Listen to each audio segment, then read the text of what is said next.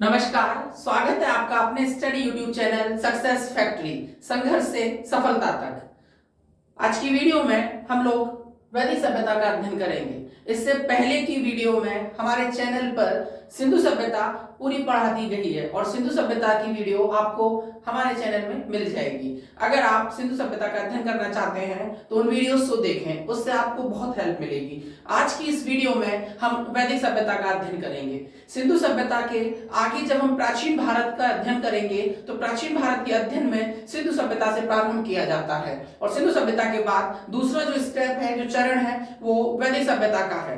वैदिक सभ्यता का अर्थ होता है वेदों द्वारा किए जाने का शासन, अर्थात जब वेदों में लिखे गए नियम और पालन हम लोग करें और उसी के अनुसार शासन करें, उसी के अनुसार प्रशासन चले, तो वह वैदिक सभ्यता कहलाती है। अर्थात वेदों में लिखे गए नियमों का पालन करके जब शासन चलता हो तो वह सभ्यता वैदिक सभ्यता है।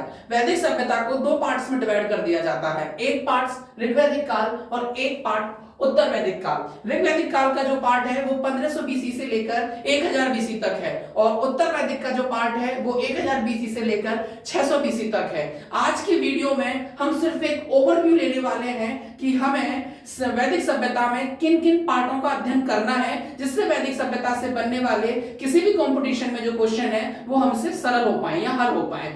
आज की वीडियो प्रारंभ करने के लिए हम वैदिक काल को दो पार्ट्स में डिवाइड कर देंगे, ऋग्वैदिक पार्ट और उत्तर वैदिक काल। ऋग्वैदिक काल में मुख्यतः हमें क्या पढ़ना है? हमें आर्यों का आगमन पढ़ना है। आर्यों के आगमन में आर्य कहां से आए, विभिन्न विद्वानों के अलग अलग मत हैं, वह पढ़ेंगे। कौन विद्वान कहां के आर्यों का प्रवेश बताता है। फिर आर्यों का आर्थिक जीवन कैसा था, धन कमाने के लिए आर्य क्या करते थे, उनका सामाजिक जीवन कैसा था, सामाजिक जीवन में क्या क्रम था, समाज किस प्रकार का हुआ करता था, और राजनीतिक जीवन अर्थात जो राजा थे उन राजाओं के जो व्यवहार था, उन राजाओं का प्रशासन जो था वो किस स्तर पर काम करता था, और धार्मिक जीवन अर्थात जो ऋग्वैदिक काल का धार्मिक जीवन है वह किस विधि से चलता था, कौन कौन से देवता प्रमुख रूप से पूजे जाते थे और किस किस देवता को कौन कौन सा डिपार्टमेंट दे रखा था, और क्या पूजा की जाती थी, प्रकृति पूजा की जाती थी कि मूर्ति पूजा की जाती थी। इन सब बातों का अध्ययन हम ऋग्वैदिक काल के धार्मिक जीवन में करेंगे।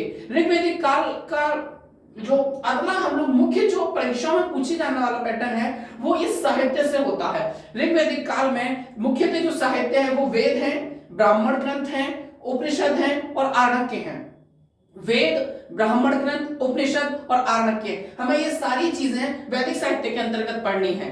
यह ऋग्वैदिक काल का जो समय है उसमें इतना ही इंपॉर्टेंट है जिससे किसी भी प्रतियोगी परीक्षा में प्रश्न हमसे पूछे जाते हैं। उत्तर वैदिक काल में हम लोग 1000 बीसी से 600 बीसी तक चलेंगे और वहां भी हमें सेम वैदिक काल का ही पैटर्न फॉलो करना है। वहां का आर्थिक जीवन, सामाजिक जीवन, राजनीतिक जीवन और धार्मिक जीवन का अध्ययन करेंगे। उसी के साथ साथ उत्तर वैदिक काल में जो अध्ययन है साहित्य का वह बड़ा ही इंपॉर्टेंट है। उसमें हम लोगों को हर वेद का उपवेद पढ़ना है, उपवेद के साथ हर वेद का उपवेद पढ़ना है जो 4 है, उसके साथ वेदांत पढ़ने हैं, पुराण पढ़ने हैं, स्मृति ग्रंथ पढ़ने हैं, महाकाव्य पढ़ने हैं और प्रमुख दर्शन शास्त्र पढ़ने हैं। इतना अध्ययन करने के बाद वैदिक सभ्यता से कोई भी प्रश्न हमसे नहीं छूटेगा। मैं एक बार पुनः आपको बता देता हूं, वेदों की संख्या 4 है, 4 वेद पढ़ने हैं और प्रत्येक वेद का 4 उपवेद है, प्रत्येक वेद का एक उपवेद है तो वह 4 हो गए। तो वेद, उपवेद,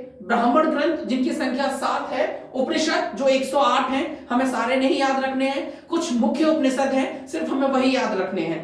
साथ ही पुराणों की संख्या 18 है, 18 में से भी कोई 5 पुराण बहुत महत्वपूर्ण है जिनसे प्रश्न पूछे जाते हैं, हम सिर्फ उन्हीं पर अध्ययन करेंगे। वेदांगों की संख्या 6 है, 6 के 6 वेदांग आपको याद करा दिए जाएंगे।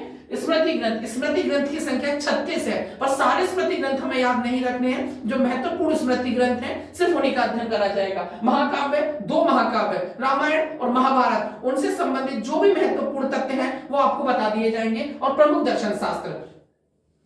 इस प्रकार से पूरी वैदिक सभ्यता आगे की वीडियोस में आपको सरल और सहजता के साथ दिखा दी जाएगी, समझा दी जाएगी, जिससे आप किसी भी परीक्षा में वैदिक सभ्यता से बनने वाले सारे प्रश्नों का हल बना पाएंगे। आज की वीडियो में सिर्फ वैदिक सभ्यता का ओवरव्यू है कि वैदिक सभ्यता हमें कैसे पढ़नी है।